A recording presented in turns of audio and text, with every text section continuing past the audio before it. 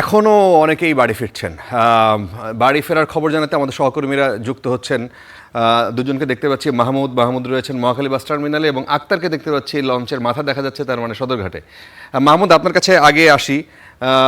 সাধারণত এখান থেকে ময়মনসিংহের এই দিকটায়, উত্তরাঞ্চলের এই দিকটার মানুষরা এই মহাখালী বাস টার্মিনাল থেকে যায়। এখনও মানুষের ভিড় দেখা যাচ্ছে? কি পরিমাণ মানুষ এবং টাকা মানে অতিরিক্ত ভাড়া নেয়ার যে অভিযোগ, সেটা কি আজকেও পাওয়া যাচ্ছে নাকি? ধন্যবাদ জানাচ্ছি এবং ঈদের শুভেচ্ছা জানাচ্ছি।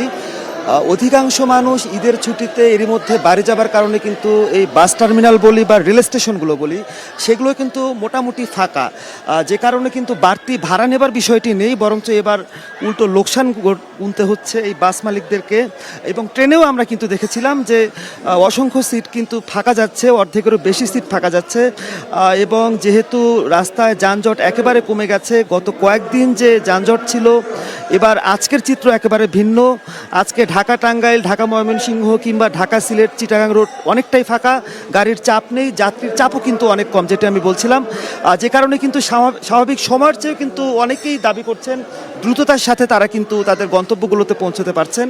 এবং আমরা এখন যেখানে রয়েছে, এখান থেকে ঢাকা ময়মনসিংহ রুটের যাত্রীরা তারা যাতায়াত করছেন এবং শেষ মুহূর্তে তারা ঘরমুখী হচ্ছেন, কোনো স্থবিরতা নেই। এছাড়া যে উত্তরবঙ্গের যে বাসগুলো এখান থেকে ছাড়ে, সেই উত্তরবঙ্গের যাত্রীর সাথেও আমি কথা বলেছিলাম, তারা কিন্তু বলছেন যে খুব যে কোনো টিকিটের চাহিদা রয়েছে সেই বিষয়টিও নয়। একজন যাত্রীর সাথে একটু কথা বলতে চাই। আপনি কোথায় যাবেন? হ্যাঁ, টিকিট পেয়েছি, 5টা টিকিট কেটেছি। আমরা 5 জন যাব কিশোরগঞ্জ। জি, আমাদের দোকান আছে, দোকান শেষ করে, কাজ শেষ করে একবারে যাচ্ছি। কোনো বাড়তি ভাড়া নেবার কোনো অভিযোগ? না না, বাড়তি ভাড়া নিচ্ছে না, রিজনেবল ভাড়া যেটা সবসময় সেটা নিচ্ছে। ফারাবি, শুনছিলাম আরও যদি একজনের সাথে একটু কথা বলতে চাই। আপনি কোথায় যাবেন? কিশোরগঞ্জ। হ্যাঁ, টিকিট কেটেছি, মানে দোকান ব্যবসা করি তো, ব্যবসা মানে দোকান আজকে বন্ধ করে আজকে যাইতে আসছি। ভালো লাগে পরিবারের সাথে একসাথে ঈদ করলে, এই জন্য। আগে আগে কত টাকাতে টিকিট কাটতেন আর আজকে কত টাকাতে টিকিট? আগে 330 টাকা ছিল, এখনো 330 টাকাই।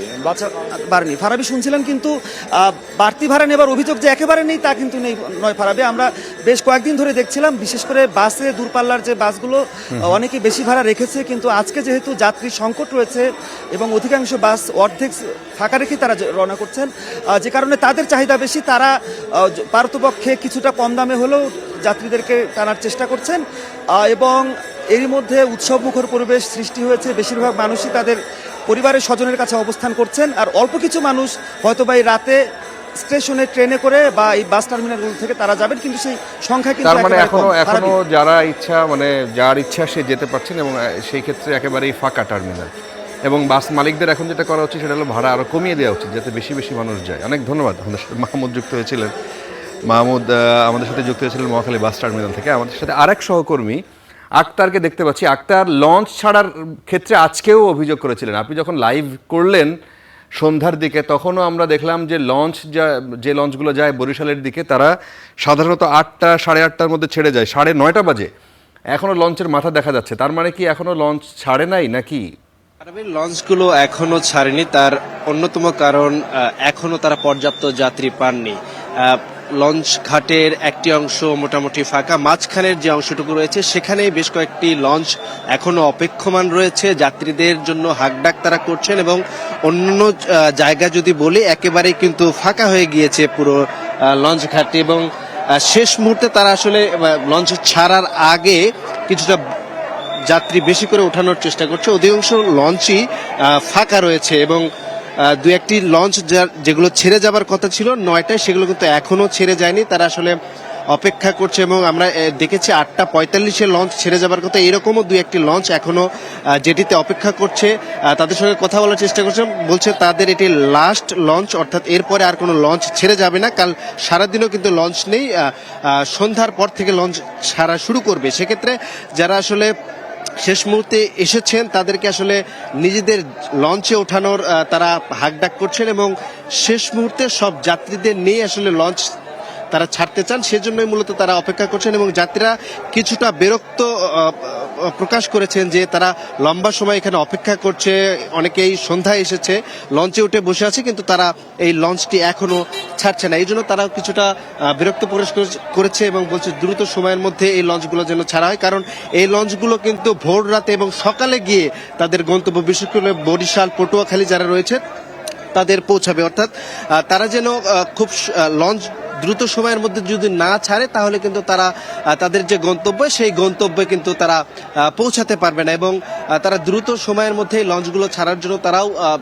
যারা জাহাজের কর্তৃপক্ষ রয়েছে তাদেরকেও অনুরোধ করেছে। তো এই ছিল এই কয়টা দিনই মূলত আক্তার, এই কয়টা দিনই সদরঘাটের কিন্তু আপনার লঞ্চগুলোর বিরুদ্ধে ভাড়া বেশি নেওয়ার অভিযোগ ছিল। কেবিন পাওয়ার তো মানে আগে থেকে যারা যোগাযোগ করে নাই তারা তো প্রশ্নই ওঠে না। তার মানে কি এখনো কেবিনও পাওয়া যাচ্ছে?